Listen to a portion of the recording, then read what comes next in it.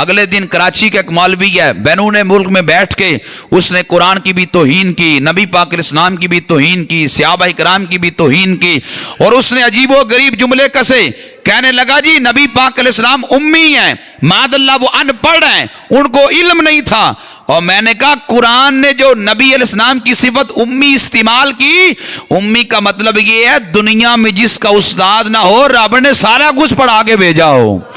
فرمایا نبی امی کا مطلب یہ ہے۔ میرے آقا علیہ الصلوۃ والسلام کا لیے جو قرآن نے امی کا لفظ بولا، اس کے کئی مطالب ہمارے مفسرین نے بیان کیے، مورخین نے بیان کیے۔ دوسرا مطلب یہ ہے نبی علیہ السلام جو امی ہیں، اس کا مطلب یہ ہے آپ ان پڑھ لوگوں کی طرف نبی بنا کے بھیجے گئے، یہ مطلب ہے هو الذی بعث فی الامیین رسولا، کہ آپ امی لوگوں کی طرف رسول بنا کے بھیجے گئے، اس لیے آپ کا لقب امی کہا گیا۔ اور تیسری وجہ مفسرین نے یہ بھی بیان کی ہے کہ نبی پاک علیہ السلام کو امی اس لیے کہتے تھے کہ نبی علیہ السلام کی ولادت مکہ میں ہوئی، تو مکہ کو ام القریٰ کہتے ہیں،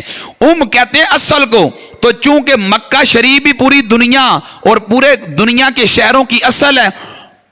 نبی پاک علیہ السلام کی ولادت وہاں پہ ہوئی، اس لیے کہتے ہیں کہ نبی پاک علیہ السلام امی ہیں۔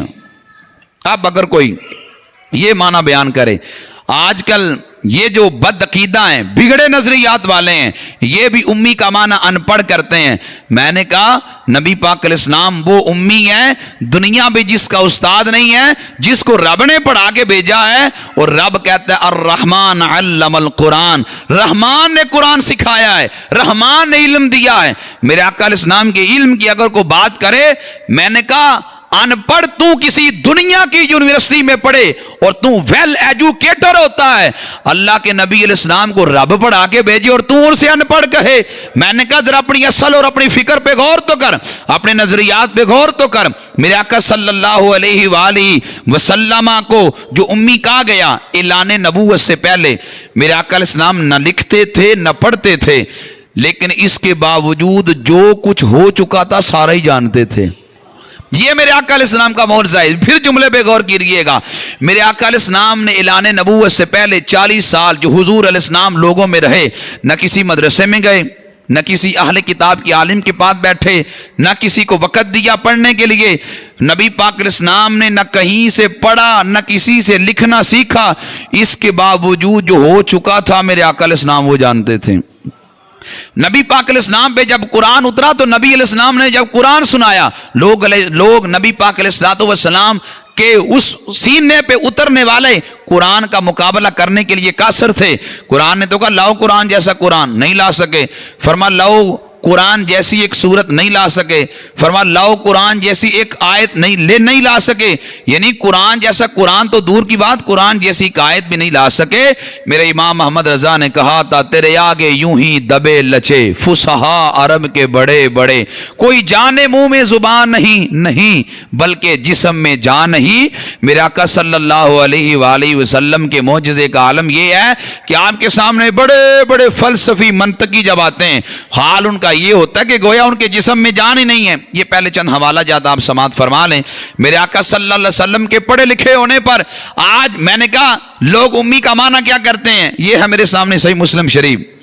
صحیح مسلم شریف کے اندر وہ حدیث پاک بڑے واضح لفظوں کے اندر موجود ہے، 279 صفحہ ہے، اور میرے آقا صلی اللہ علیہ وسلم کا یہاں فرمان موجود ہے حضرت عائشہ صدیقہ رضی اللہ تعالی عنہا سے، قال علی رسول اللہ صلی اللہ علیہ وسلم فی مرضہ ادعی لی ابا بکر اباکی و اخاکی حتی اکتب کتابا فانی اخاف ان یتمنى متمن ویقول قائل انا اولا ویاب اللہ والمؤمنون الا ابا بکر۔ میرے آقا صلی اللہ علیہ وسلم نے فرمایا عائشہ میرے پاس اپنے والد ابو بکر کو بھی بلاؤ اور اپنے بھائی کو بھی بلاؤ، کس لیے؟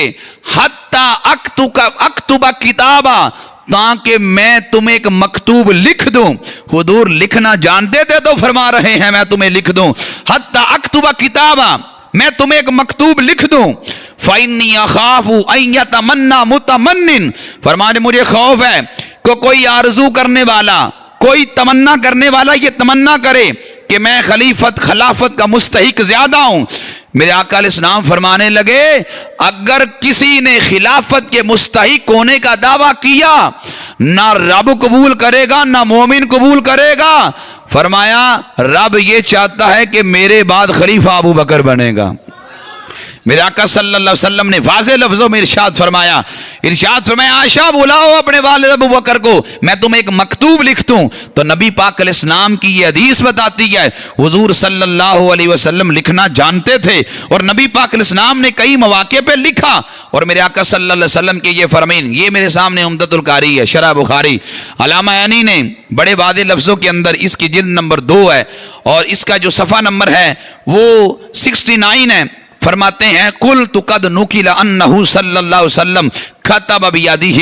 آپ فرماتے ہیں کہ یہ منقول ہے کہ نبی پاک علیہ السلام نے اپنے ہاتھ مبارک سے لکھا بھی ہے، تو اس لیے نبی پاک صلی اللہ علیہ وسلم اعلان نبوت سے پہلے لکھنا پڑھنا نہیں جانتے تھے۔ جب غار حرا میں میرے آقا علیہ السلام تشریف فرما تھے، جناب جبریل آئے سورہ علق کی پہلی 5 آیتوں کو لے کر، سب سے پہلے بھی سورہ علق کی پہلی 5 آیتیں اتاری، اور میرے آقا صلی اللہ علیہ وسلم کا علم مبارک آہستہ آہستہ بڑھا، گریجولی، یعنی پہلے جو علم نہیں تھا اللہ نے وہ علم دے دیا، پھر جس چیز کا علم نہیں تھا اللہ نے وہ علم دے دیا، یوں آہستہ آہستہ میرے آقا صلی اللہ علیہ وسلم کا جو علم مبارک تھا وہ بڑھتا چلا گیا۔ اور میرے آقا صلی اللہ علیہ وسلم کا یہ فرمان السنن الکبریٰ کے اندر بھی موجود ہے، السنن الکبریٰ کی جلد نمبر 7 ہے، اور اس کا صفحہ نمبر 72 ہے، اس کے اندر بھی یہ لفظ لکھے ہیں میرے آقا صلی اللہ علیہ وآلہ وسلم کے لحاظ سے، قال ما مات رسول اللہ صلی اللہ علیہ وسلم حتی کتب وقرا، نبی پاک علیہ السلام نے وصال سے پہلے لکھنا بھی آپ جانتے تھے اور آپ پڑھنا بھی جانتے تھے۔ نبی پاک صلی اللہ علیہ وسلم اعلان نبوت سے پہلے لکھنا پڑھنا نہیں جانتے تھے، تو غور کیجئے گا، اعلان نبوت سے پہلے لکھنا پڑھنا نہیں جانتے تھے، کیوں؟